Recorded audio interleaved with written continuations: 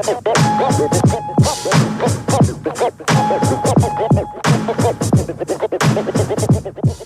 this is Power Card, aka Project Pat, and you're listening to the Baltimore Beatdown Podcast, the best Ravens podcast on the planet.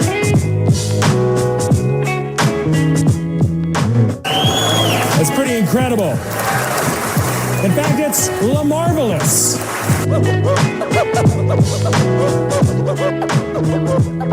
Thank you, guys.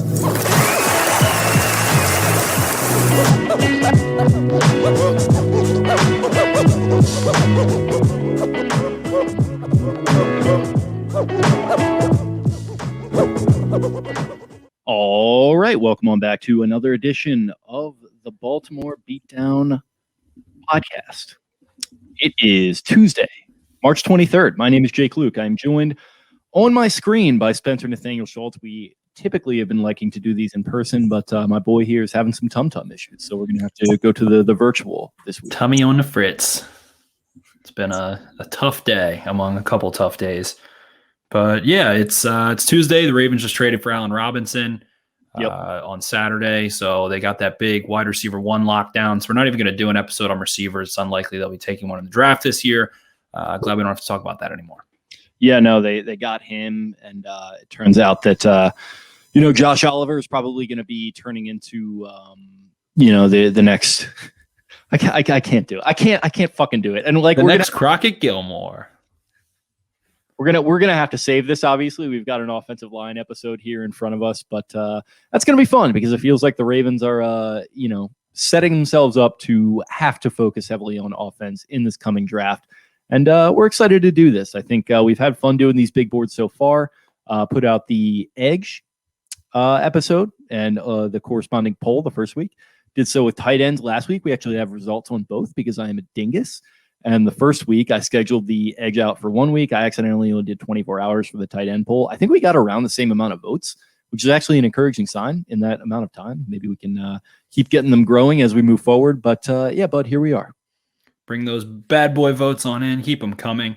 But yeah, we're going to be getting into the offensive line.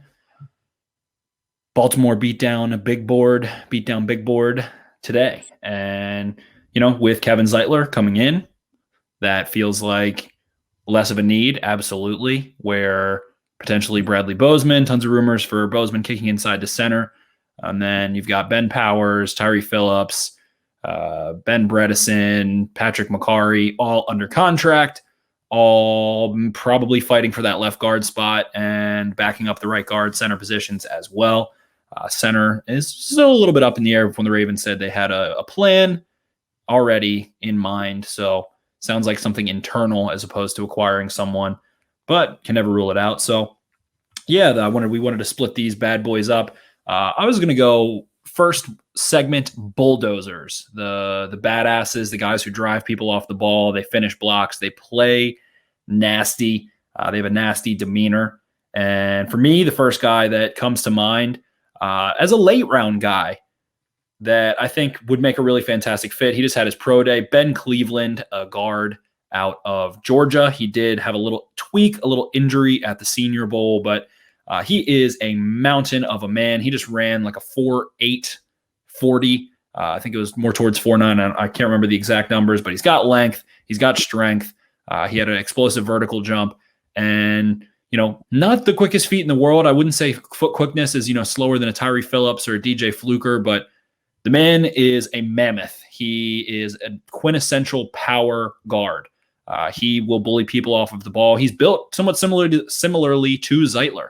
So if you wanted to beefcake up on the Ravens offensive line, Ben Cleveland, a guy you might be able to get in round 3, round 2, round 4 somewhere, day 2, day 3, and would be able to really beat guys up. He is just nasty. He has good hand placement, comes off the ball and strikes. He gets vertical movement. And in pass pro, he just is a grizzly bear. Picks up on stunts, puts guys on the ground.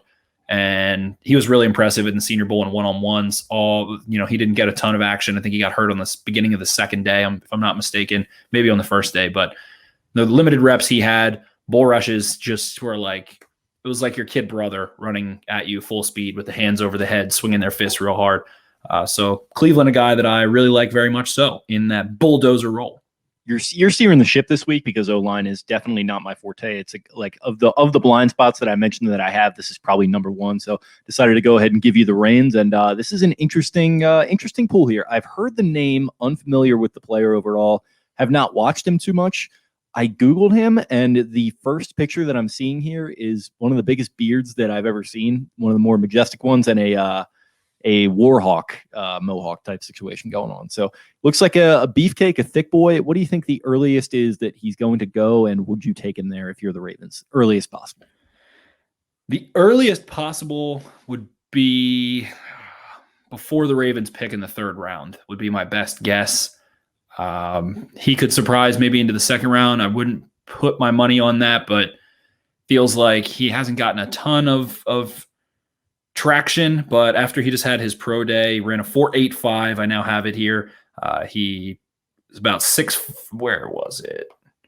Somewhere in the 6'5" region and over 315 pounds. Where was it? I should probably have it right here. Let me see if I can hop over to the measurables, Jim. Pulling up Georgia Dogs. He is this so hard to find? 6'6", 335 by Georgia's website. So he's probably 6'5", 315. I'm not sure why I can't find this, of course. I just had it. 6'6", 335 from Go Dogs. That sounds a little bit big. That's why I'm saying that's definitely like a pro day number. He's probably like 6'5", 325. Sure. Whatever. I'll find it eventually. But yeah, he is someone that could come in. He can pull a little bit and be really nasty, pulling guys off the ball. The Ravens do like guys who can pull, and not his forte necessarily, but you do see that 4.85 speed. He was moving very, very, very quickly at his pro day. And again, pass pro just locks guys up. He has a hell of an anchor. He has tons of lower body strength, tons of upper body strength. And it's been a fun time watching him and kind of keeping tabs on him. I feel like a lot of people have kind of quietly linked him to the Ravens as someone, he is going to be a power guard. That is where he will be best utilized. So what better team to go to than the team who utilizes power guards? In terms of other interior offensive line guys, another one at the Senior Bowl, David Moore, who's a little shorter. He just had his pro day. He is a guard center out of Grambling State, 6'1 and a half, 336 pounds. He was 350 at the Senior Bowl, so dropped some weight, which is good. So he's only 6'1", and he's tons of fun. 6'1" and tons of fun. And I came to say hello. I got more clothes than Muhammad Ali, and I dress so viciously. There it is. Yeah, so he has a 34 and an 1/8 inch arm length and an 81-inch wingspan, which for being 6'1" is pretty rare. So it gives you a little bit of insight. You maybe worry about the length of a guy who's that short, but when you've got the natural leverage, you stick him at center. He took a lot of reps in the Senior Bowl at center. He looked good. He played mostly guard at Grambling State, if I'm not mistaken, and bowling ball. He is a true bowling ball with length. So it's rare that you get those guys that have that kind of wingspan with that kind of natural leverage. And he bends well at the knees, not a waist bender, and stays low. Good hand strikes, really good combo blocks. Not a guy that's going to be, pulling really well out in front of a sweep from the center position and getting out past the numbers. But again, another bowling ball. And if the Ravens want to beef up and really just have an all anchorable power pass pro offensive line, a guy that I think would make a great addition in those later rounds, now that you maybe have negated the need for drafting Elijah Vera Tucker, who's probably gone anyway, or some of these guys that are at the top of the list. I got him at 6'3", 320 from the Grambling State website. So yeah, probably a little inflated there. Any concerns about the fact that he has 2 bullet points, one of which is hopes to one day become a state trooper. Do you want to add a cop into the mix? Yeah, that's a good personality to have in the offensive line. Very rigid, structured, disciplined, likes to eat steaks and, dig in, talk about cars. And that's the kind of offensive lineman I want. Okay. Yeah, I noticed he doesn't have a mustache, though, so he's going to have to work on that. Yes, he will have to grow a girthy stash at some point, especially if he wants to end up with that ultimate goal after he can follow in Shaquille O'Neal's footsteps. Yeah, there you go. And it does sound like another kind of late round prospect. So like what would you think earliest type window for the Ravens for this gentleman? Earliest third round. I could see him being round 4, round 5 pretty realistically. I don't think round 6. He's impressive. He moves well. He's got that length. He's got the strength. He's got that natural leverage. So I would be surprised to see him last outside of the 5th round. So maybe realistically in the 4th round there, the Ravens could have him when they start having some more picks. Okay.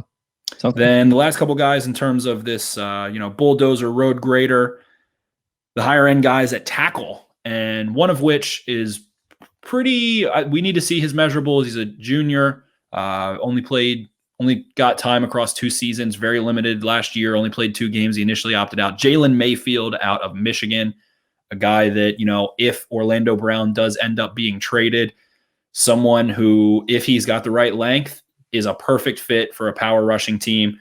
Jalen Mayfield, really fun tape to watch. We only got to see 2 games in 2020, this past season, but my oh my, he put I think 5-6 Minnesota front 7 players on their ass throughout the one game that he played. He is a tenacious run blocker. He's extremely mobile, so he's got strength, he's got length. Kind of reminds you athletically a little bit of Ronnie Stanley in terms of, kind of fast, able to get out in space and move, but is a finisher, puts guys on their asses, really powerful hands. In terms of pass pro, he doesn't have, I like to say that his feet and his shoulders are in the right place, but he's not striking effectively. He's not given that initial, snatch grab, the fake jab and trying to get a guy to shoot hands and then wrapping him up. His hands have a lot of work to do still. Which is why he's a guy that, I could see maybe sliding into maybe middle of the 2nd round, something like that. I don't think he's going to make it out of the 2nd round in any way, shape, or form. Wouldn't be surprised if he goes in the 1st round at all. But again, could be a guard. A lot of people have him rumored as a guard. He doesn't have the hand striking ability yet to be like an advanced tackle right off the bat. You can develop him in training camp. He is mightily athletic. He was a heavily recruited guy out of Michigan, out of the state of Michigan, and plays for Michigan. So Mayfield, someone that would fit as a definite power football player, power scheme guy. And, it's tough. He only had 2 games in 2020, but he looked really good in those 2 games. So seeing that he's a younger guy and knowing where he's going to be is very fun to watch. And I can see someone taking him at 20, taking him at, the Raiders, maybe taking him at, I believe 17, somewhere around there. Wouldn't be surprised by that at all. And then the other guy for me, Tevin Jenkins, we've mentioned him. We were talking about Joseph Asai, another bully, massive dude. He has kind of that similar frame to Orlando Brown. He's not quite as completely behemoth and massive. He's not 6'8". He looks tall as shit when you watch him. I'll say that. Definitely really tall. He definitely had a lot of bad weight initially when he came to campus. That's been what I've read, but completely transformed his body. He's played in 37 games with 35 starts. He has played right guard. He's played left tackle and right tackle, and the most of that experience is right tackle. He really blossomed over the last 2 years, especially this past year, and he, elected to opt out after lower back issues after a while, but as a 5th-year guy, super experienced, coming out of an air raid system in Oklahoma State, super spread, high tempo passing game. But as a run blocker, he gets movement, considerable, tons of movement at the initial engagement point, good hand placement, good bend, humiliated guys, humiliated Joseph Asai. We talked about that. We watched that, pushing guy. He has the Michael Orr blindside blocks out of the movie. The amount of times you see someone get removed from the frame when you're watching all 22 is like, it's fun. He has fun tape to watch as an offensive lineman, and that's what you're looking for.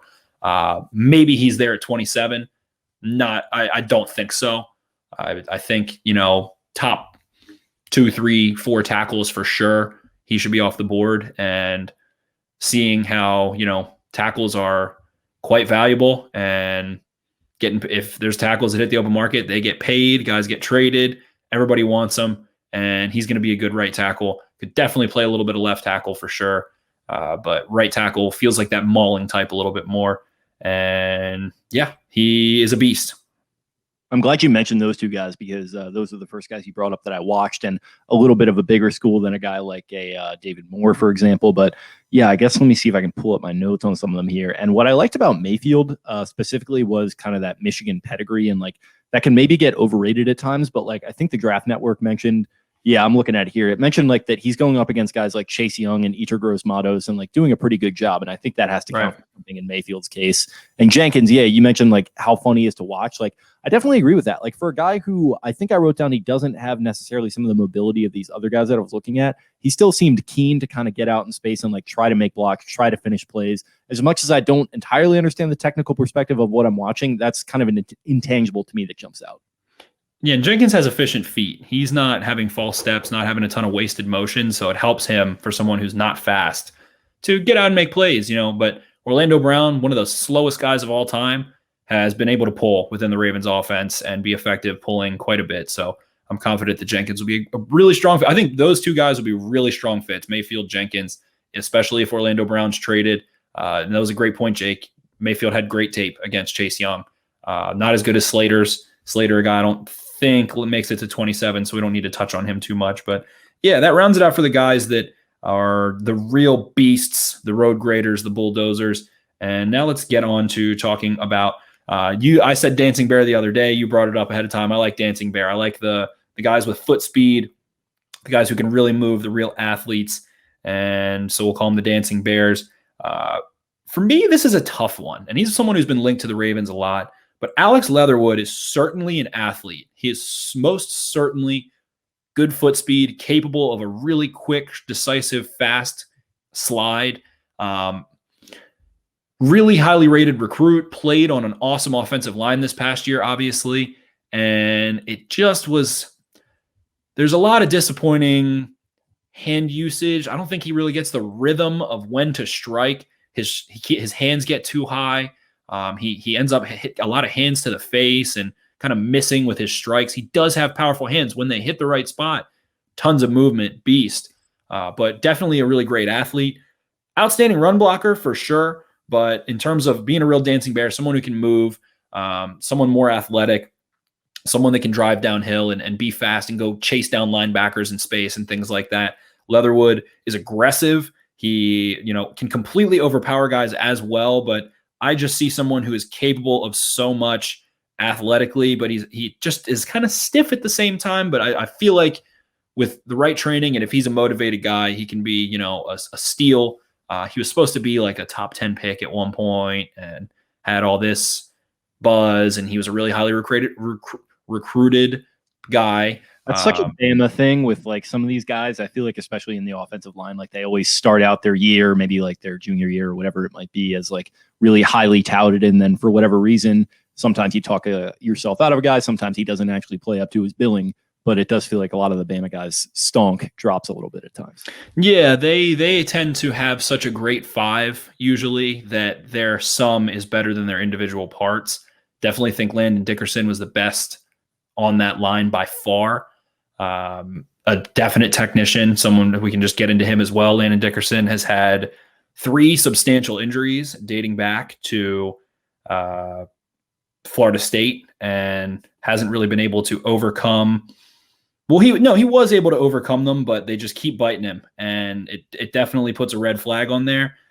If you're afforded the ability to take a chance on a guy, and I think the Ravens are kind of in the position to do that, if he can stay healthy, you might be getting an all-pro player. He is extremely technically sound, incredibly mobile. I saw videos of him doing pistol squats while he was grabbing his left leg, his left toe with his left arm and doing pistol squats, multiple reps of that. Enormous guy. I think fits a manpower gap scheme, but he's got really, really, really, really strong acceleration out of his stance. He gets latched on really quickly. Technicians will include in this a little bit more too, Dancing Bear technician, but I think that he is able to scoop block. He's able to reach. He can do any kind of blocking assignment that you want him to. I think, because he is such a large human being, you do want him in that man scheme. He is appealing in that man scheme, but it could absolutely run and play some zone. He has outstanding flexibility and torque. Probably doesn't run really fast or have a 4.7, 4.8 40 or anything like that. But he's played all 5 positions across the offensive line, and you can just tell how much everybody loved him and disappointed they were when he got injured ahead of the national championship and the rally that he had. And at the Senior Bowl, he's there and he's like chopping it up big time. He wasn't just standing on the sidelines. He was talking to guys, communicating, slapping guys. Definite leadership qualities as well. Okay, you like to see that. So a couple, tied guys. I always like that with the Bama offensive linemen. I don't know why. I just feel like there's a pedigree there. There's a getting coached by Nick Saban factor there, and there's a success factor there that I think is big. I think the Ravens like that. I think that's how you wind up with a Bradley Bozeman late, and I think his pedigree is something that propels him forward to becoming a starting left guard center. We're going to see what he is, but it took some development, and with these guys, probably not even going to take as long as it took him. So I'm definitely intrigued on that front. For sure. And of course, we're trying to really look at, there's guys like Kendrick Green out of Illinois that can get like a 35-inch vertical and ran a 4.8, but you don't want him. He's not a manpower guy exactly. And I think John Harbaugh recently was just talking in some capacity about how, there's got to be exceptional play strength for the Ravens to look at a guy who's 290, 300 pounds. They want big boys on their line. But at the same time, that statement's ironic because you have Skura and, a couple guys over the years that weren't these mountains of men. But then finally, the piece, the Viva la Resistance, the dancing bear at center is Creed Humphrey. Creed got better every day at the Senior Bowl. He has a wealth of experience. He's really wide-bodied. He was a prolific wrestler, 37 starts, 36 straight starts. He has been, in that Oklahoma offense, and the Ravens have a lot of similarities. They steal a lot of concepts from Lincoln Riley, and a lot of the option game, the RPO game, things they do. At this point, Marquise Brown, Mark Andrews, Orlando Brown, Ben Powers, there's a reason they like that pipeline. They like the Oklahoma offense. They like that program. They like the schemes that they run, and they think these guys can come in and fit in pretty quickly really well. Of course, he's a lefty center, one of the few you'll see. So it is a little funky there, but it's just, getting used to the ball coming a little bit on the left side. And if you do match him up with a Tua Tagovailoa, then you'll be in good shape. But Creed ended up having a really impressive pro day, way better than I expected. I was high on Creed and I thought he was maybe a second round guy, but he just ran and had an outstanding day. He ends up with 28 reps on the bench, a 7.543 cone, a 5.09 40, a 33-inch vertical, and a 9-foot 4-inch broad jump. His vertical better than Eric McCoy. McCoy ran a little faster. I don't think Humphrey's a fast player, but I do think that in that Oklahoma quick passing, quick option offense, he wasn't out in space a ton, but you see really quick feet, really great athleticism in terms of being able to reset and anchor and wash guys out. He has vice grip mitts. He really is confident in kind of letting, especially in pass pro, letting those nose tackles, those 1 techs, those 3 techs make their move, get his paws inside on them, and then can just really reset quickly and wash them out of a play. He's incredibly competent picking up stunts, picking up blitzes. That's what you want out of your center. You want him to kind of be the pivot, the guy who's looking back and forth, keeping his arms wide and picking up on late blitzes and helping out where he can. Not always do teams attack the center. A lot of times it's kind of attacking on the outside and seeing if you can sneak somebody in, but really great blitz recognition, all those things consistently really great. With his awesome pro day, Eric McCoy went, I think 24. I could see him going in the first. I think, somebody probably needs a center and it'll be super appealing. I can see him going in the first after that pro day, but Ruiz, for example. What'd you say? Ruiz is a guy who did slip as like a counter example. Where did Ruiz got drafted in the first round as well. Oh, did he? Oh, shit. You're right. He went before the Ravens even picked. The Saints took both of them. 2 of my favorite guys in the last couple of drafts. Eric McCoy, number 1 center I've ever watched. Love him to death.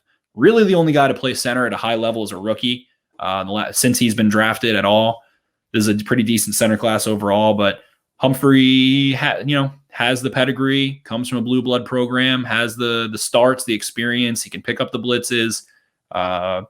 What I wrote down with him is I wrote down a lot, but just like the terminology that I think stands out is kind of like churning base. He's just always keeping those legs driving, which I really like. In a center, I feel like sometimes you get some of these smaller centers and they kind of just want to do their job and get out of the way, but it feels like he's very willing. They move around that Oklahoma offensive line a shit ton, and he was doing a lot of moving. And for a guy his size and a center his size, he was very much a part of it. I was impressed with Creed Humphrey. Absolutely. He's big-bodied. He's more athletic than he looks a little bit. He wasn't asked to leave the A-gap a lot within their offense, but he just showed he can jump. He's explosive. He can move a good bit. He's not super slow or anything. And again, in that man power scheme that the Ravens run, he's athletic as you're going to need. He'll be able to do some good things. Really smart player, really smart athlete overall. Outstanding wrestler. You love the leverage that he maintains and the body control he thinks about and all those things when you're watching him block. And he got better every day at the Senior Bowl. Ended up being, awesome by day 3, getting more comfortable. Him and David Moore both really started to it was better every day. It was like win some, lose some day 1, winning most of them day 2, and then awesome reps in day 3. So you like to see guys get more comfortable and seems like they're taking to the coaching well and things like that. And that's not terribly important, but at the end of the day, Humphrey, quite a damn good player. Cool, man. So with all of that said, at this point, Ravens might not have that ultimate need in terms of getting to an offensive lineman early in the draft. I think they'll absolutely take one at some point. I feel like it's unlikely that they won't add an offensive lineman. So maybe this is now a little bit in vain as they are. Well, I guess Orlando Brown trade dependent at the same time. But yeah, I guess I meant to preface the show with this, but where are you at right now as far as offensive line overall as a need? Sorry to derail you if you had a thought there. No, if you want to go add, of course I want a receiver. I want the Ravens to add a receiver. I want someone to compete at that X position, and preferably we wanted a veteran, but that has not come to fruition and doesn't seem like they'll be able to get an impact veteran at the receiver position. Maybe they surprise us and make a trade, whatever. But if you want to just go all in on the offensive line and have 5 really good fucking starters, and that being, if they don't have to trade Brown, and you get Orlando Brown, Kevin Zeitler. For me, it has to be one or the other, it can't just be make one move and kind of hedge and it's one or the other here. Let's figure it out.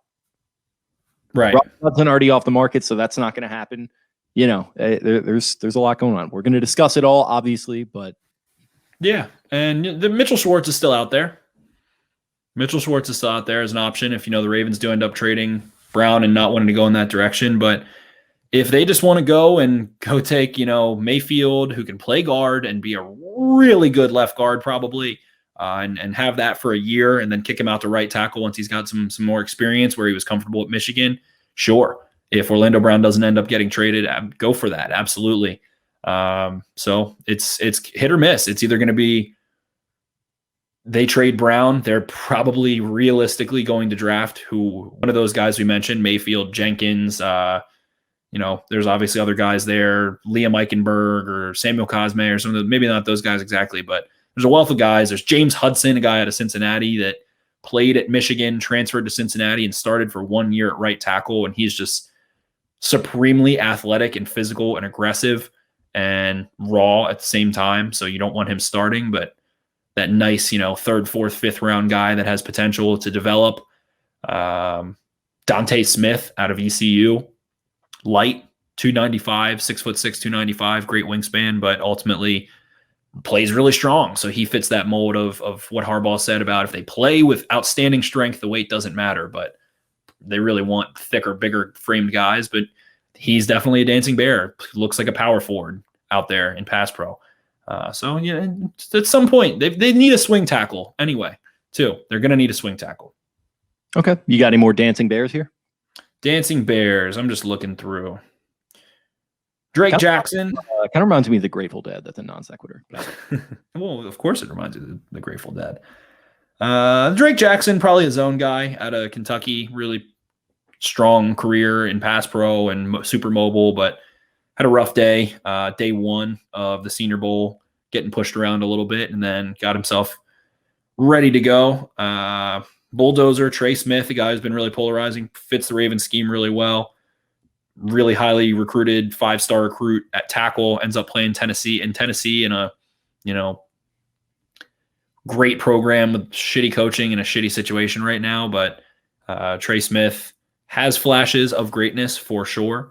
And then guy that probably could have sat out and done his stock a lot better, Wyatt Davis out of Ohio State. I liked him. Yeah, he's aggressive as hell. He's a mean guy. I wrote down, what did I write down here for him? The first thing I noticed is he's a mean SOB, ellipsis. We like that. He is a bad boy. He likes to finish. He's nasty. He's like big and small at the same time. I don't know. He's like squatty, but he's also like 6'4". Yeah, right. He has a weird build. He's just like a big round. We like our round kings, but he's pretty round.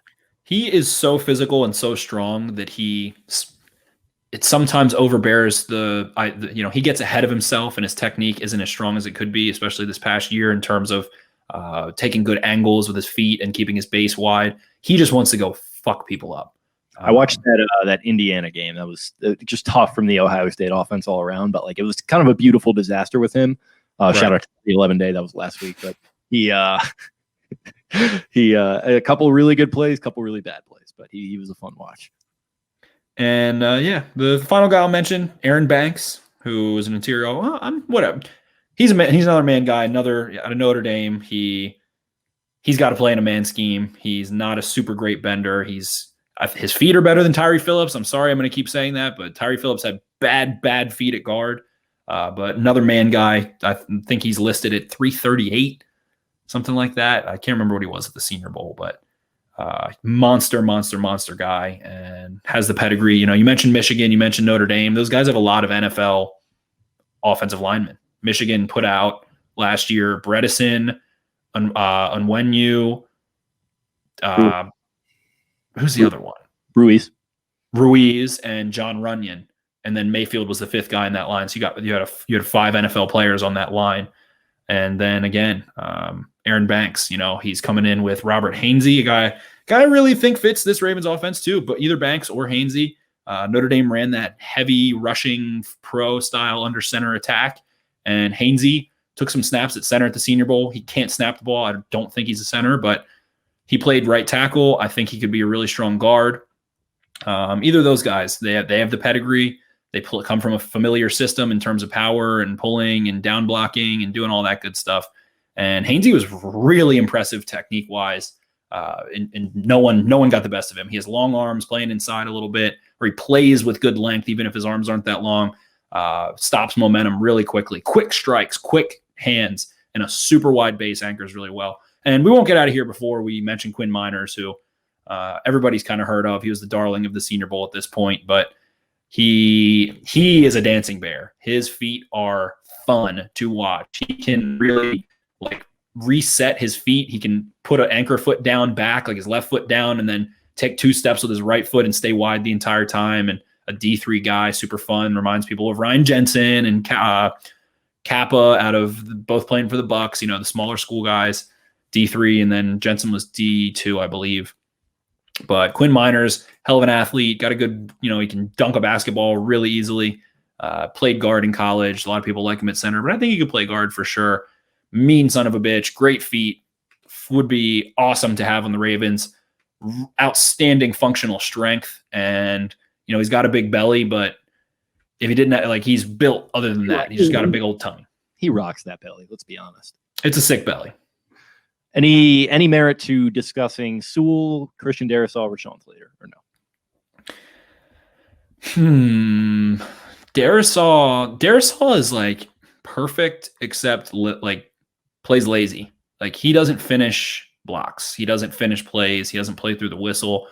But unbelievable technician, plays. He has a really boxy frame, but he's not stiff. Kind of blocks the sun out a little bit with his pads on. And I think he was listed a little smaller than I expected, but Quincy Roche, we talked about him, absolute technician, was able to find ways to beat guys. Pretty much locked down Quincy Roche. Probably gone before 27. Those three, Slater. I love Slater. I think Slater's the best offensive lineman in this class. I would probably take him over Sewell. His length isn't good, but when it's never a problem, it's not a problem. That sounds stupid. Yeah, I think I wrote down for him slightly lesser version of Sewell, just size wise. It just seems like there wasn't an elite size or athleticism trait, but he moved around a lot. Another guy very fun to watch. I really enjoyed Slater. I think I said right down to the body type.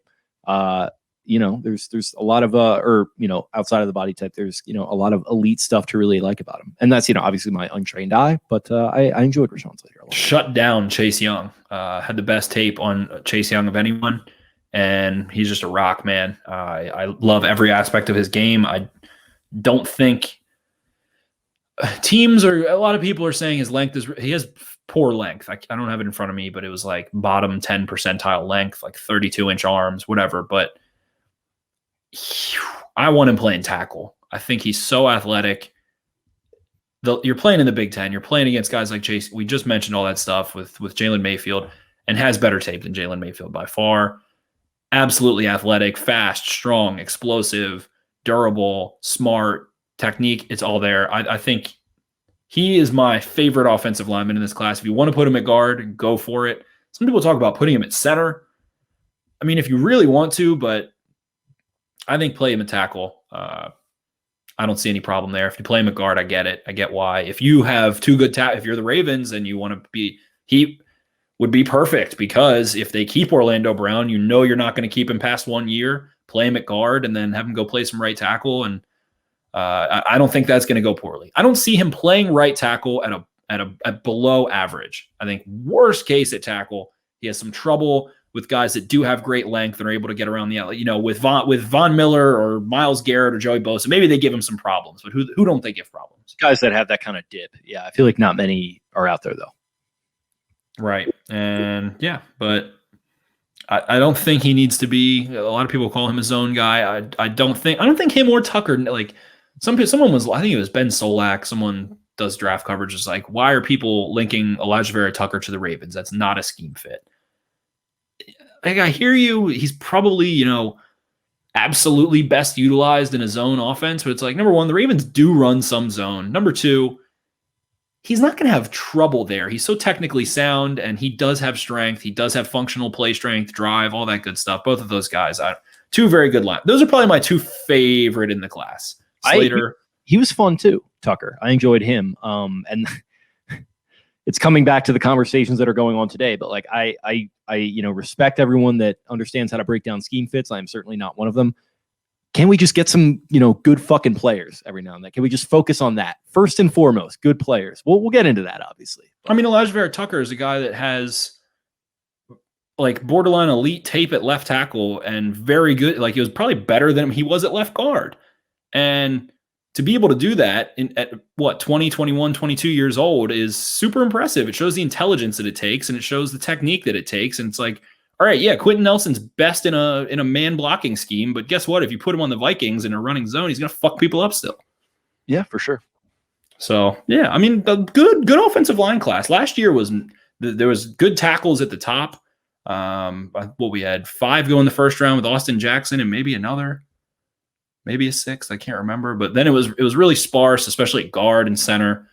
Much deeper class, a lot of options. Josh Myers out of Ohio State, tons of guys, but ultimately, the Ravens are going to add an offensive lineman. It's probably going to be someone out of like FAU or some random school in the 5th round that we won't have watched. But if Orlando Brown sticks around, but hey, if they can get their paws on someone that can play a little guard and play some tackle and have him play guard in 2021 and kick over to tackle in 2022, Mayfield, Slater, one of those guys, that'd be awesome. I don't know about Slater being there, but yeah.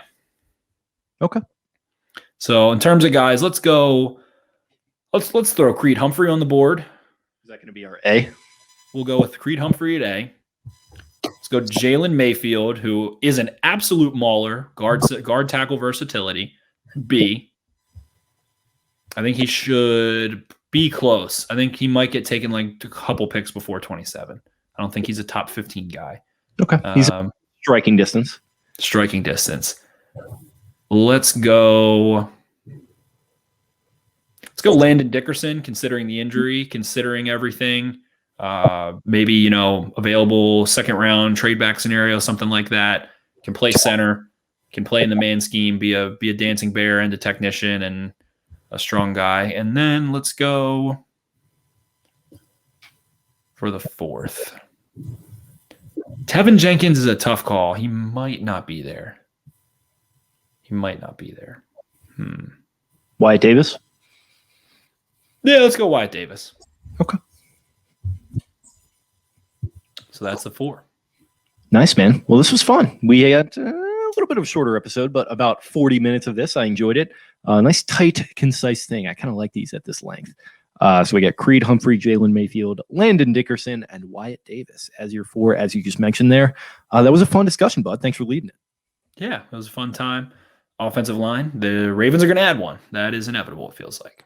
Yep, we're going to see about that. And as we're going to discuss here in free agency with Allen Robinson just signing his franchise tag. And, obviously, I botched that. I was going to say he got traded to the Ravens after signing his franchise tag, but I messed up the timing there. So we're just going to roll right through that.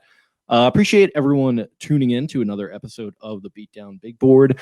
We're going to try to keep moving forward with these in person next week, as well as the after show. Or I guess just the regular flagship show that we were doing after it.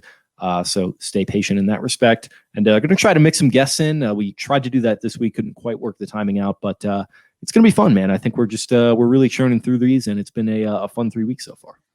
It has been. We appreciate you guys getting in there, voting on these players. Make sure to, check the guys out a little bit before you make a vote. Let's take it a little seriously. Have check a little tape, look up some measurables, whatever you want to do, and think about the best fit for the Ravens. And we'll have this Beatdown Big Board bracket coming to you right before the draft, and we'll chop it up with all the guys that we really like. We'll start, weighing a Jalen Mayfield versus a Azeez Ojulari. We'll start chopping those guys up. So it's going to be a fun time. We appreciate you guys, and hope you guys are having fun listening. Give us some feedback. We've been getting some feedback on it, but leave us some reviews if you're enjoying it, and maybe ways that we can improve it, or things you might like to hear, might not like to hear. However we can improve. We love to hear feedback, so give it to us. Yep, we want to keep it as interactive as possible. I think we've done a good job with that right now. It's been really fun interacting with you guys on these prospects. And when I shoot the poll out and everything, you shoot us a comment. I will do my best to go ahead and retweet that and get the discussion going. It's time to hashtag join the conversation. Yeah. I don't know why I find that so funny, but here we are. It's we're rolling on. It's been quite a week in Ravens. For considering how this has been a stressful free agency period. It's been tough. It's been stressful. I'm certifiably not having a good time right now, but we're going to get into that in the next. I've spent an unhealthy amount of time checking, refreshing Twitter to see when guys sign. It's gotten out of control. We'll get to it in the next episode. We'll leave it there. Yeah, we will. We really appreciate you guys tuning in, and you've already heard that next episode anyway, so don't worry about that. But once again, we appreciate it. You guys go ahead and follow us on social media to find all of this content and all the interactive stuff that we're doing at Podcast Beatdown. You can find me at Jake Luke. That is LOUQUE. Spencer is at Ravens4Dummies. That's the number 4. And we're also shooting stuff out on the at @BeMoreBeatdown Twitter account, the flagship account. So go ahead and follow that as well. And also get us on Instagram at Baltimore_Beatdown. You guys have yourself a great week. We will talk to you again at the end of it. And until then, arrivederci. See ya. All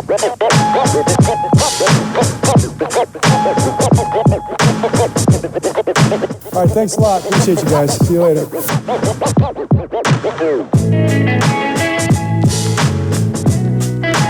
All right, God bless.